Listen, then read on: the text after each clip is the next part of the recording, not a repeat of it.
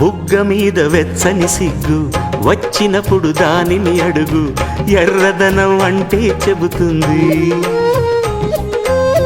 పెదవి కొమ్మ పూసిన పువ్వు అందమైన నీ చిరునవ్వు, తెల్ల రంగు అట్టా ఉంటుంది. నీలో నిలువున పులకలు రేగిన వేళ నువ్వే పచ్చని పైరువు అవుతావమ్మా. దిగులు రంగే నలుపు అనుకో, ప్రేమ పొంగే పసుపు అనుకో. భావాలను గమనిస్తుంటే ప్రతి రంగును చూస్తున్నట్టే, చూపులు ఎవరివైనా చూపించే లోకం ఒకటి.